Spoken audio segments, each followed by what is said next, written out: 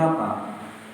Banyak hadis yang mengatakan, yang didahului dengan kalimat laulaka ya Muhammad, laulaka ya Muhammad.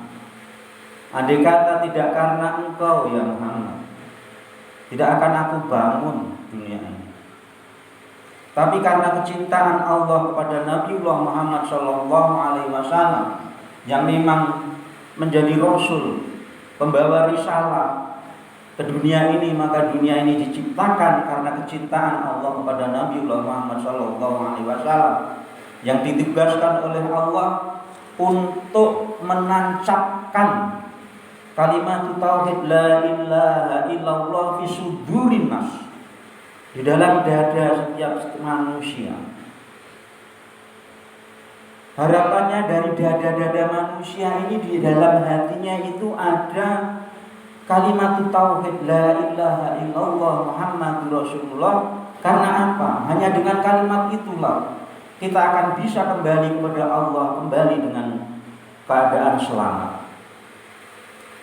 Jangan sampai kita berharap keselamatan di saat kita kembali kepada Allah, tapi di dalam dada kita tidak ada kalimat tauhid. Jangan harap. Maka dari itu, agama pun dibangun oleh Allah dengan bahasa cinta. Allah setiap memulai sesuatu menganjurkan kita untuk membaca Bismillahirrahmanirrahim, dengan menyebut nama Allah yang Maha Kasih dan Maha Sayang. Karena kasih dan sayang ini adalah pondasi daripada rasa cinta. Kalau seseorang mencintai sesuatu, maka di dalamnya akan ikut serta kasih dan sayang. Kita cinta kepada istri kita, maka kasih sayang kita tercurah kepada istri kita. Kita cinta kepada keluarga kita, maka kasih sayang akan ikut menyertai hubungan kita di dalam keluarga. Demikian juga kita mencintai Nabiullah Muhammad SAW, karena agama ini dibangun atas pondasi dasar cinta. Maka saat kita membangun hubungan kepada Nabiullah Muhammad SAW pun didasari atas cinta. Hubbi nabiku, cintailah nabimu, itu perintah. Wa hubbi ahli baiti, dan cintailah ahli baitnya Rasulullah SAW. Ahli bait ay itrati, ahli bait atau itrah. Itrah itu trah, keturunan Kanjeng Nabi. Kita disuruh oleh Allah membangun hubungan bersama Rasulullah, membangun hubungan bersama keluarga Rasulullah, yaitu hubungan cinta. Jamaah rahimakumullah, di dalam Al-Quran, karena kita diperintahkan untuk membangun hubungan bersama dengan Nabi kita dengan hubungan cinta, cinta yang didasari atas ketulusan. Maka saya bawa kitab namanya Kitab Riyadhus Shalihin, kumpulan hadis yang dikarang oleh Imam Nawawi, dan semua hadis-hadis yang ada di dalam Kitab Riyadhus Shalihin ini hadis yang kedudukannya sahih dan sudah masyhur, muktabar. Akan saya bacakan hadisnya. Babu ikrami ahli baiti Rasulullah sallallahu alaihi wasallam wa bayani fadlihim.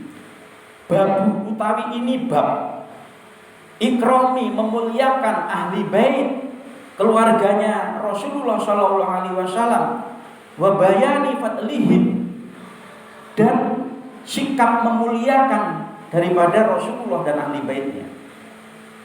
Di dalam Al-Quran dikatakan, kalau Allah Ta'ala innama yuridullah liyudhiba ankum rizsa ahlal baiti wa yutahhirakum tatheeran. Wa qala ta'ala wa man yu'adzim sya'airallah fa innaha min taqwa qulub. Kalau Allah Ta'ala, dawuh Allah Ta'ala, innama yuridullah, tidak, sesungguhnya Allah menghendaki liyudhiba ankum, hendak membersihkan. Siapa yang dibersihkan? Ahli baitnya Nabi, ritsan, dari apa? Dari dosa-dosa ahli bait. Wa yutahhirakum tatheeran, dengan membersihkan sebersih-bersihnya. Jadi dari sini ahli baitnya Nabi atau keturunannya Kanjeng Nabi ini dibersihkan oleh Allah dari hal-hal yang menyalahi kaidah pokok tentang tauhid.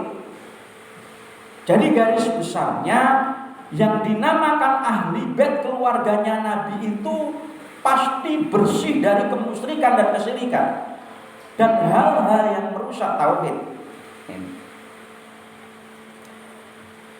Para jamaah rahimahullah, dan mencintai duriyah Nabi atau ahli bait ini dikatakan wa man yu'adzim syairallah, termasuk syiar-syiarnya agama Islam.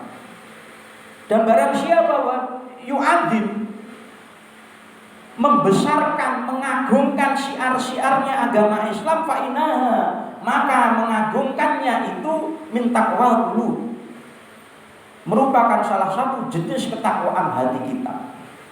Karena mencintai Nabi dan mencintai ahli bait keturunan Nabi itu adalah sebagian daripada syariatnya agama Islam. Di dalam sebuah hadis,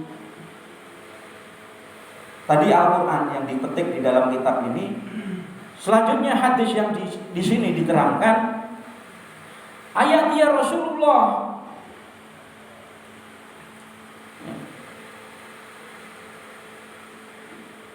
wa anna tariku fikum. Ini yang berdawuh Rasulullah. Wa anna lan sesungguhnya tariku aku tinggalkan fikum untukmu syaqalan, dua perkara.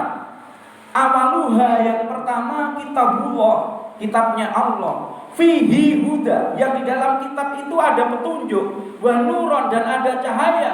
Fahudu, makalah ambillah petunjuk dari dalam Al-Quran ini. Ini perintah hadis. Fahudu, intinya di situ. Ambillah petunjuk dari apa-apa yang ada di dalam Al-Quran itu. Yang nomor 2, bi kitabillah, dengan kitabnya Allah. Wastamsiku bihi, maka berpeganglah teguh kalian dengan kitabnya Allah itu, kalau kita semua ingin kembali dalam keadaan selamat di hadapan Allah Subhanahu wa taala. Fahasa, kemudian Allah menganjurkan ala kitabillah, ala kitabihi, Rasulullah menganjurkan atas kita untuk selalu berada dalam pegangan kitabnya Allah. Dan yang kedua, sumakala, kemudian Rasulullah berkata, wa ahli baiti, karena di dalam ahli bait, ya, di dalam ahli bait itu, karena kita cinta kepada ahli bait, dalam kecintaanmu kepada ahli bait itu, udzakirukumullah, mengingatkan engkau kepada Allah. Fi ahli baiti udzakirukumullah, dibaleni lagi, bahwa kecintaanmu kepada ahli bait itu adalah mengingatkan kamu kepada Allah. Faqala lahu Husain. Ini hadis ini diceritakan, diriwayatkan oleh Zaid. Ada sahabat Husain bertanya kepada Zaid, wa man ahli bait, siapa yang dimaksud ahli bait ini ya saudara Zaid? Alaisa nisa'uhu min ahli bait, apakah termasuk nisa'uhu, istri-istri Rasulullah termasuk ahli bait yang mesti kita cintai? Maka Zaid menjawab, nisa'uhu min ahli bait,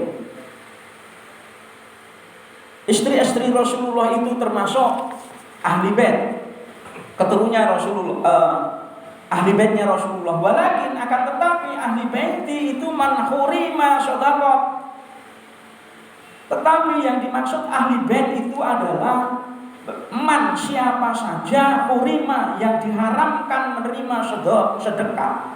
Jadi ahli bait itu haram menerima sedekah. Keluarga Nabi itu haram menerima daripada sedekah. Siapa itu di samping istri-istri Rasulullah? Qala humul alu Ali, mereka adalah alu Ali, keluarganya Ali, Hasan, Husain, Siti Fatimah. Wa alu Aqil, la ahlu Aqil, keluarganya Aqil. Wa alu Ja'far, la ahlu Ja'far. Wa alu Abbas, dan keluarganya Abbas, atau mereka itu masuk dalam golongan Bani Muthalib. Jadi yang dimaksud ahli bait itu adalah keluarganya istri Nabi dan keluarganya Ali, terus keluarga Bani Muthalib. Kulu haula hurima shadaqatu. Semua ahli bait dan keturunan itu kulu semua haulaika kang kaya den disebut ke ngarep iku mau hurima shadaqatu, dan haramake napa sedekah. Ya, mereka haram menerima sedekah. Qala na'am. Hadis diriwayatkan oleh Muslim. Jemaah rahimakumullah, di dalam kitab yang sama, hadis berikutnya, wa an Ibnu Umar radhiyallahu anhuma an Abi Bakrin Siddiq radhiyallahu anhu mauqufan alaihi innahu qala urqubu Muhammad sallallahu alaihi wasallam fi ahli baiti, rawahu Bukhari. Kanjeng Nabi Muhammad dawuh urqubu Muhammad sallallahu alaihi wasallam, Nabi Muhammad dawuh reksonen terhadap ahli baitnya Rasulullah sallallahu alaihi wasallam. Kita diperintahkan oleh agama untuk menjaga daripada ahli bait Rasulullah sallallahu alaihi wasallam. Karena apa? Di dalam Al-Qur'an dikatakan qulil as'alukum alaihi ajran illa mawadati fil qurba. Bahwa kanjeng Nabi saat dakwah menyiarkan agama Islam, kanjeng Nabi tidak minta balasan apa-apa kepada kita atas syiar keagamaannya. Tapi apa? As'alukum alaihi ajran. Terhadap itu kami tidak mengharapkan ajran balasan illa mawadata fil qurba, kecuali hanya ingin engkau mencintai dzurriyyahku, keturunanku. Satu lagi hadis. Ini riwayat Bukhari yang tadi, yang ini riwayat banyak. Ya ayuhan nas, hai manusia, ini taraktu fikum, aku tinggalkan untukmu fikum ma, suatu perkara, in ahadtum, maka apabila engkau berpegang bihi dengan dua kalimat itu, lantan dilu, maka kamu tidak akan tersesat. Siap apa itu? Kitabullah, kitabnya Allah Al-Quran, wa itrati, dan keturunannya itroh, itroh daripada trah itu diambil dari kata ini, itroh, ahli baiti. Trahnya ahli bait, keluarganya Rasulullah sallallahu alaihi wasallam. Hadis ini termaktub di dalam Sahih Tirmidzi, Musnad Ahmad, Al-Hakim, Bukhari, Muslim dari Zaid bin Sabit. Maka hadis ini sahih kedudukannya. Maka dari itu kita sebagai umat Islam yang nganut paham ahli sunnah wal jamaah, bagi kami mencintai Rasulullah itu hukumnya wajib, dan mencintai dzurriyyah keturunannya Rasulullah Shallallahu Alaihi Wasallam itu hukumnya juga wajib. Maka dari itu sekarang ada sebuah persoalan di Indonesia ini. Siapa yang dimaksud dzurriyyah Rasulullah, keturunannya Rasulullah di Indonesia ini? Yang orang kenal saat ini adalah Habib. Habib ini dikenal di Indonesia itu sebagai dzurriyyah keturunannya Rasulullah Shallallahu Alaihi Wasallam. Tapi ada sebuah penyelidikan dan kajian bayinah tuh, ada bayinah, dalil-dalil dari penyidikan seorang ulama, ternyata Habib itu bukanlah keturunan kanjeng Nabi Muhammad Shallallahu Alaihi Wasallam.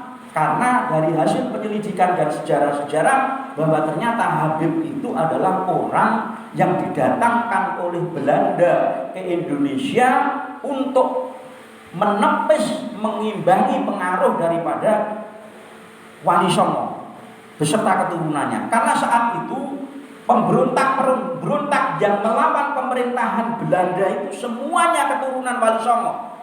Mulai dari Sultan Agung Banten, Pangeran Diponegoro, Sentot Pawirodirjo, banyak pahlawan, KRT Sukmo Diningrat, Sudirman, terus Pangeran Sambernyowo, semua itu dzurriyyah Wali Songo, keturunannya Wali Songo.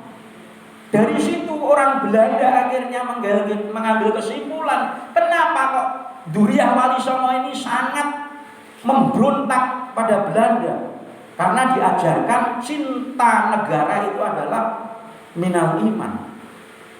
Nah, dari itu orang Belanda putar akal, bagaimana ini caranya? Akhirnya didatangkan orang zaman yang diberi gelar Habib dan dikenalkan kepada ulama Indonesia sebagai keturunan Nabi. Tapi begitu datang bayinah yang baru, ternyata Habib ini bukan keturunan Nabi. Dari tes DNA dan silsilahnya tidak nyambung kepada Rasulullah SAW. Karena apa? Karena ternyata Habib ini dalam silsilahnya Ubaidillah yang leluhur orang Habib ini Bani Alwi yang namanya Ubaidillah ini ternyata nasabnya tidak nyambung ke Isa al-Muhajir. Itu Isa al-Muhajir itu adalah keturunan Rasulullah SAW yang benar dan jelas, tidak ada syak keraguan. Yang kedua, dari tes DNA ternyata Habib ini dari hasil tes DNA-nya bukanlah turunan Bani Hashim. Malah tes DNA-nya itu menunjukkan bahwa Habib ini haplogrupnya G. Haplogrup G itu adalah haplogrup orang Yahudi. Orang Yahudi pun Yahudi Askenazi. Itu. Maka dari itu sebagai warga Islam, maka untuk membangun hubungan bersama Duriyah Rasulullah kita mesti hati-hati. Carilah Duriyah Rasulullah yang asli, yaitu keturunan pada para wali songo. Maka dari itu demikian saja. Apabila ada kurangnya saya mohon maaf, karena dulu yang mendatangkan mengenalkan Habib ke kampung ini adalah saya, dan saya bertanggung jawab atas sesuatu yang keliru, maka saya sampaikan kepada panjenengan sedoyo. Mudah-mudahan kita bangun hubungan kepada semua atas dasar syariat agama Islam. Assalamualaikum warahmatullahi wabarakatuh.